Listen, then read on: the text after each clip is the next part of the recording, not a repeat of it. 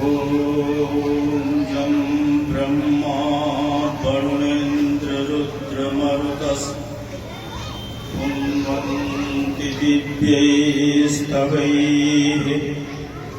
वेदैः साङ्गपदक्रमोपनिषदैः गायन्ति यं सामगाः ध्यानावस्थिततद्गतेन मनसा पश्यन्ति यं योगिनो यस्यान्तं न विदुःसुरासुरगणाः देवाय तस्मै नमः। ध्यायेत् नित्यं महेशं रजतगिरिनिभं चारुचन्द्रांसं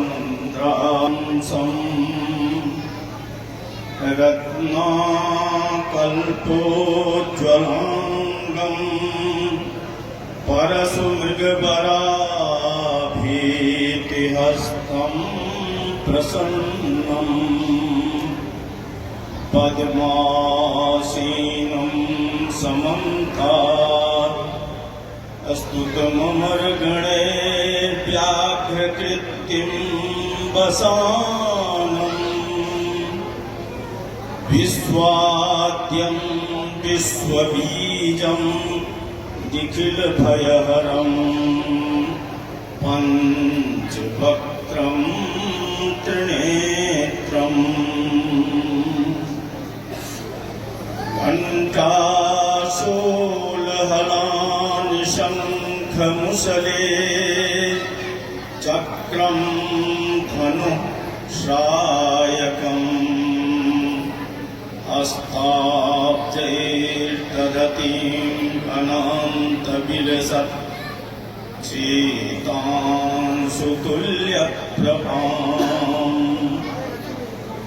गौरीदेहसमुद्भवां त्रिजगताम् आधारभूतां महापूर्वामत्र सरस्वतीमनुभजे शुम्भादिदैत्यार्दिनीम्।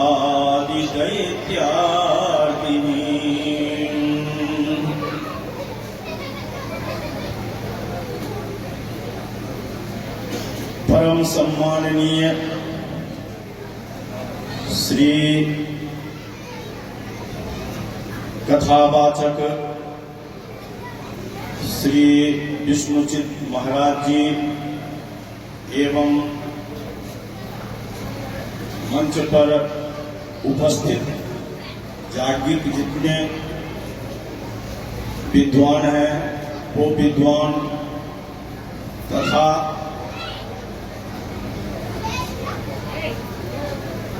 आसपास से आने वाले जितने भी श्रद्धालु हैं वो सब श्रद्धालु एवं पंडाल में उपस्थित माताएं बहनें।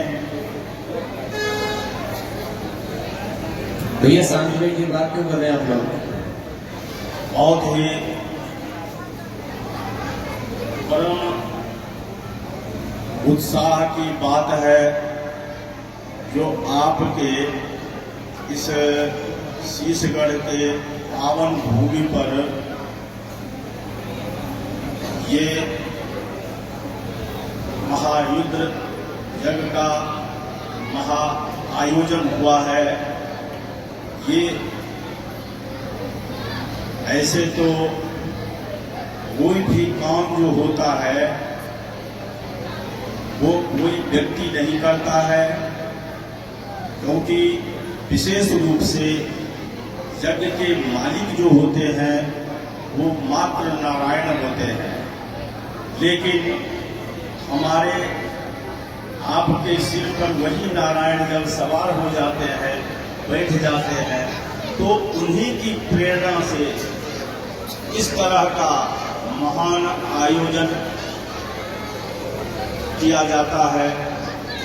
और इस आयोजन, ये जो आयोजक गण हैं, उन आयोजक गण का जो है विशेष इस यज्ञ में योगदान रहा। और साथ ही सबसे महत्वपूर्ण ये रहा कि हमारे कथावाचक आचार्य जी ने जो इस 7 दिन से कथा अमृत की झड़ी लगा दिए हैं, वर्षा किए हैं। इस वर्षा में जो भी श्रद्धालु आकर के इस स्नान किया है, उन श्रद्धालुओं के लिए अपने को धन्य समझना चाहिए, क्योंकि शिव की उपासना, शिव का महत्व, इस विषय में आचार्य जी ने भी कई बार कहे हैं कि अनंत है। इनकी कथा जो है अनंत है। उस अनंत कथा को क्षुद्र प्राणी हम लोग क्या कह सकते हैं, लेकिन फिर भी क्योंकि शिव की महिमा का तो अनेक वर्णन आया है। शिव महिम्न स्तोत्र में एक श्लोक आया है कि स्मशाने स्वाक्रीडा स्मरहर पिशाचा सहचरा चिता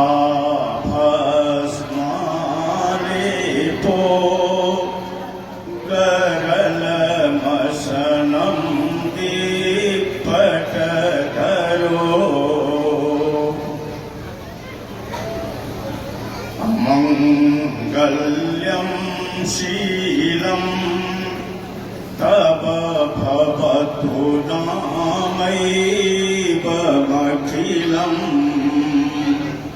तथापि स्मर्तॄणां परममंगल।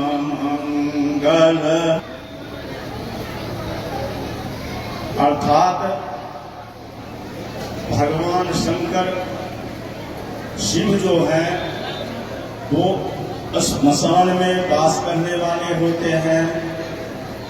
श्मशान के फूल को, भस्म को शरीर में लपेटते रहते हैं। उनके साथ में भूत पिशाच जितने उनके गण हैं वो रहते हैं। और साथ में उनके गले में मुंड की माला धारण किए रहते हैं। ये सब कुल मिला करके जितने भी इनके कृत्य हैं वो वास्तविक रूप में अमंगलकारी तो है, लेकिन अमंगलकारी होने के बावजूद भी यदि भक्त उस शिव को पार्वती के साथ में, इसलिए कि अगर पार्वती शक्ति को अलग करके केवल शिव को यदि हम आराधना करते हैं तो वो आराधना पूर्ण नहीं माना जाता है, अपूर्ण। क्योंकि शक्ति को छोड़ करके अगर शिव को पूजेंगे तो वो शिव नहीं शव के रूप में बने। परंतु अगर शक्ति के साथ में भगवान शिव की अर्चना यदि करते हैं तो अमंगलकारी रूप को धारण करने के बावजूद भी भगवान शिव की आराधना में अगर भगवान शिव ने उस भक्त को वरदान देते हैं तो उनका वरदान मंगलकारी ही होता है। इसलिए भगवान शिव की आराधना किसी भी रूप में करेंगे तो उसका फल जो है, भक्ति का तो एक अद्भुत ही रूप होता है। जैसे आप खेत में किसी फसल की बीज को डाल देते हैं गेहूं को ही डाल देते हैं बीज के रूप में, फेंक देते हैं, जमीन के नीचे में वो बीज चला जाता है। परंतु बीज जब जमता है तो जिसका जमने वाला नीचे जाता है वो भी ऊपर को ही आता है। कहने का मतलब है कि भक्ति का रूप जो है अनेक होता है, चाहे जिस रूप में भक्ति करे उस रूप में भक्ति कर सकते हैं। नाम से, संकीर्तन से, दान से, पूजन से, ये सब भक्ति का जो नवधा रूप आचार्य जी ने बताया है, उस नवधा रूप में भक्ति करें, किसी भी रूप में भक्ति करेंगे वो भक्ति का जो है रूप एक ही होगा, उसका जो फल होगा वो एक ही होगा। जैसे बीज का अंकुर जो है ऊपर ही जाता है, तो भक्ति का तो स्वभाव ही ऐसा है। दूसरी बात यह है कि आज